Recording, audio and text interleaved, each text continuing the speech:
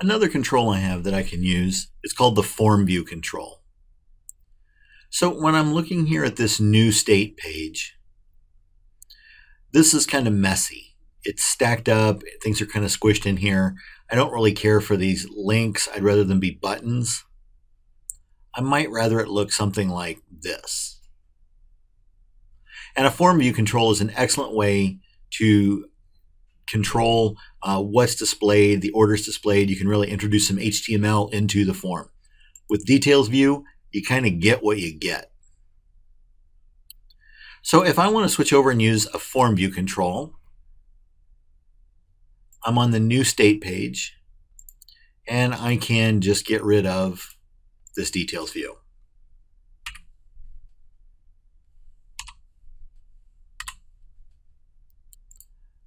I'll get back into my data toolbox and I'll drop in a form view. And the form view comes kind of plain.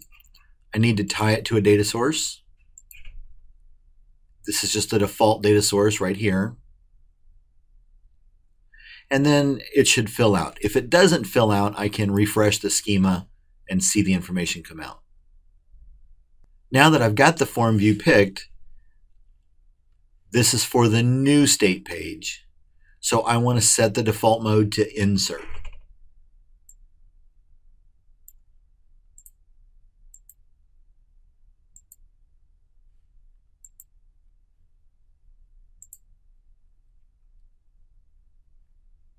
Now that I've got the form view in, I've got the default mode set to insert because this is my new page. I wouldn't have to do that if it wasn't. Then it's easier to work with this in source view.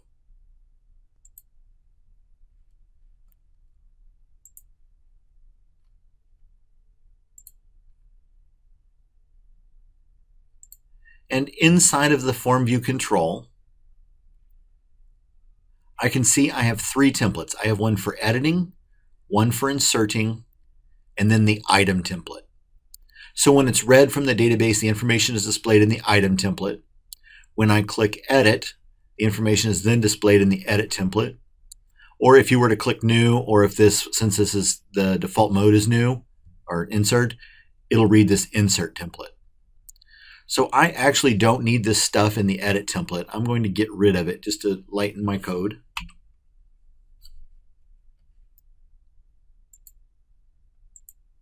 And I don't need the item template because I'm not reading anything. I'm only doing an insert with this one. If I were using it for editing, I would need to leave the item template here, and I would need to leave the edit template there. So I'm going to be working here in the insert template. Modern coding practices try to discourage the use of tables, but there's still a really easy way that you can set the code to display on the site exactly like you want it. So we're going to use some tables here just to make our life a little easier.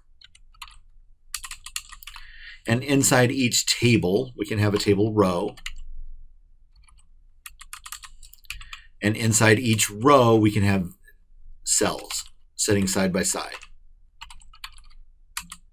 So there's one. And then right beside that one, we'll have the table data. Now that I've got this basic structure, so this is going to be the name, and this is going to be the empty text box, I can just copy that down a couple of times.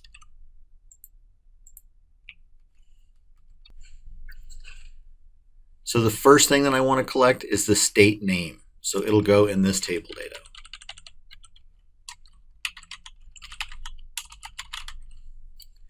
Then the second, then with that state name, here is the control that I just need to stick in that second table data.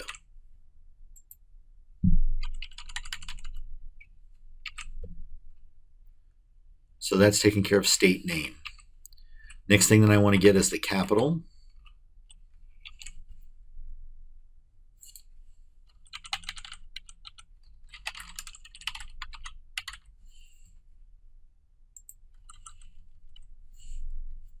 And I'll put that control in.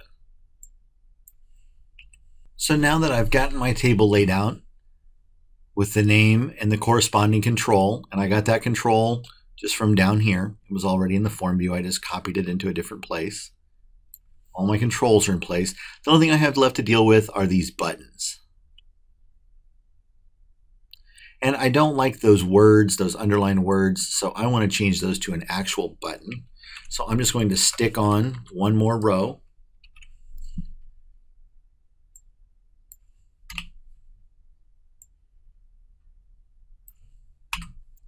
And on the left side, I'm going to put an ASP button.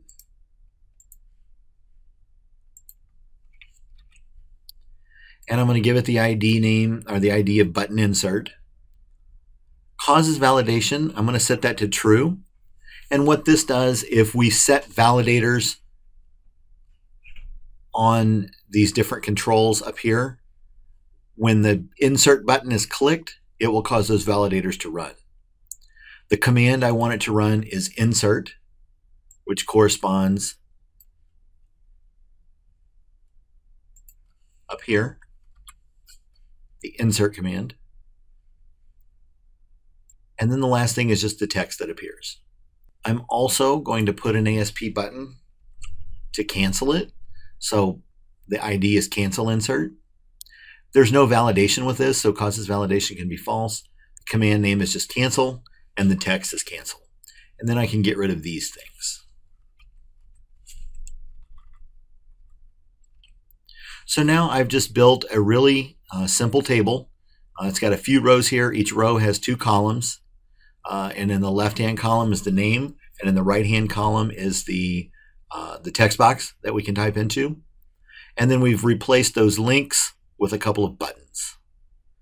So let's save this up, and we'll see what it looks like.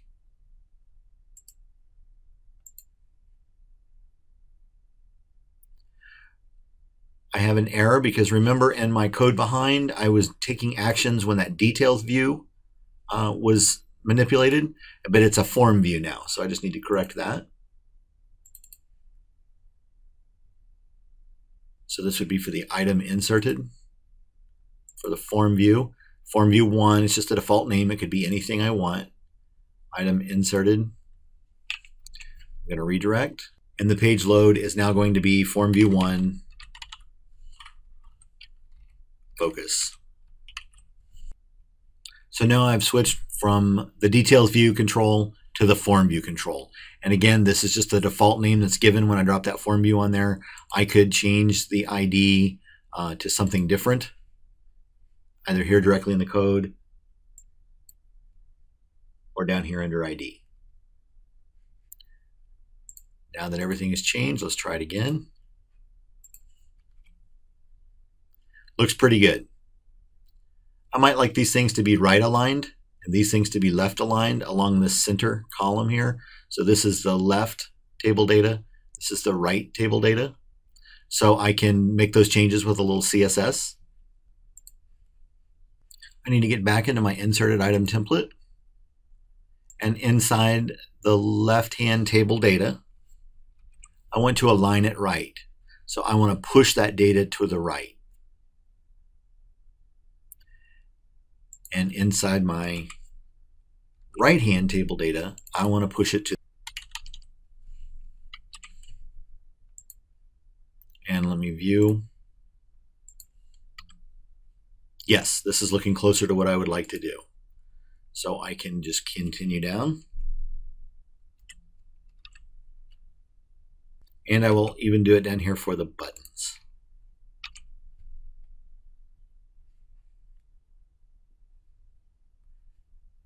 Now for consistency, I will also align the left.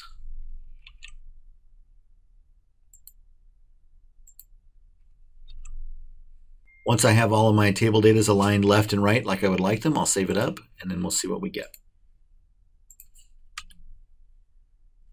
There we go. If I were to try to insert a new state,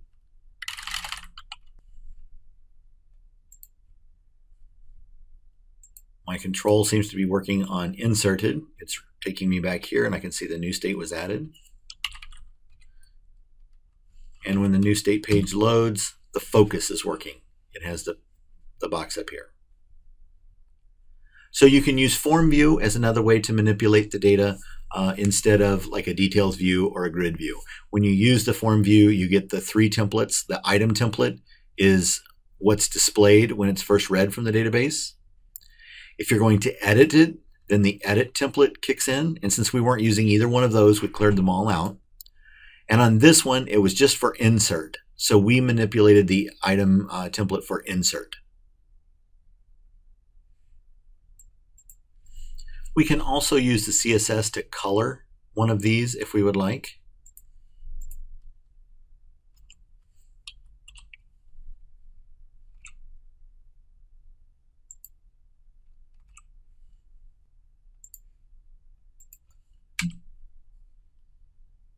And we can also play with this for rounded borders and different things like that to make the form view prettier. The other thing I can do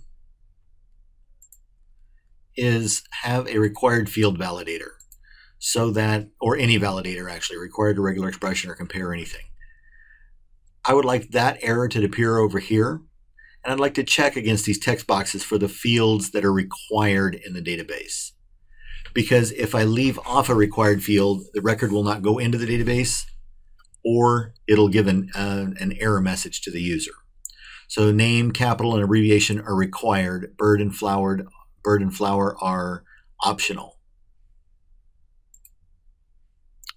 And you can see that here. So to set up the required field validator, I'm going to just create a third column. And I'll take that text box out because I don't want it in there. Now I want a required field validator. So I can drop that in from here. I'm going to give it a useful name.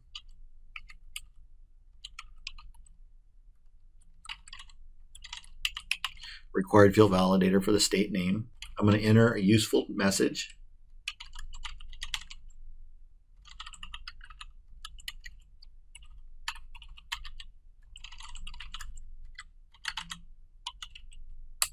Please enter the name of the new state. We can see that pop up here. And the other thing, I want this message to stand out a little bit. So I have linked the style sheet. And in the style sheet, I have created a validation error class and set it to red and bold.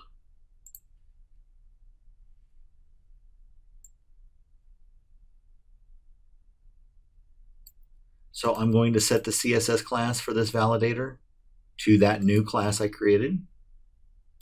And then the last thing is I need to bind it to a control. And if I look in here, there's no options to click. So what I can do is I'll save my work so far. I'm going to switch to design view. And if I would rather do this in design view, I can come up to edit templates for the form view. Here's item template. So that's the when it's initially read from the database. You have a footer, you've got a header, an edit item, empty pager, all these. I'm worried about the insert template. And now when I'm on the insert template, I can give these text boxes more useful names.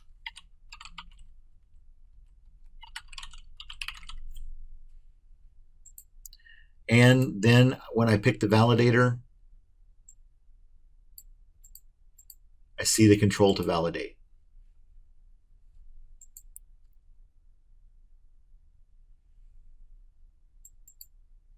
So I've gone through now and I've given all of these text boxes a useful name. When I'm done editing, I can end my template editing. And then if I go back to source view, I can see that these text boxes names have changed. I'm going to continue to use this validator for the other two fields. So I can copy and paste. I will have to give it a new ID.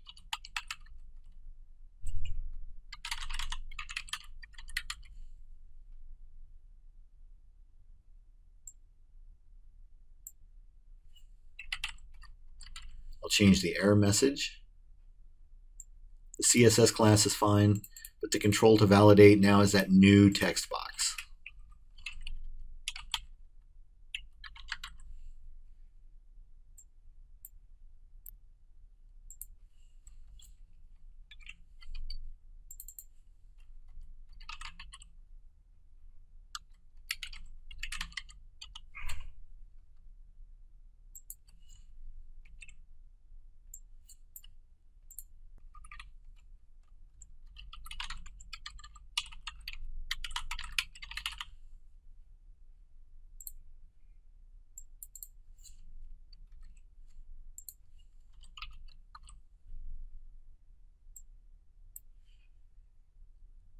I'll save all this up.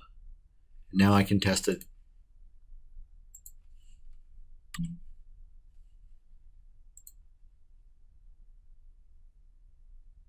Fantastic. I've got validation working.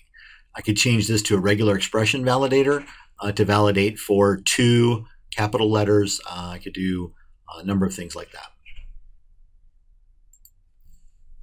And we have only been manipulating the form view in insert mode, but you can manipulate the form view in the regular mode, the read-only mode. You would just need to work in those other 2 item templates, the item template and then the added item template.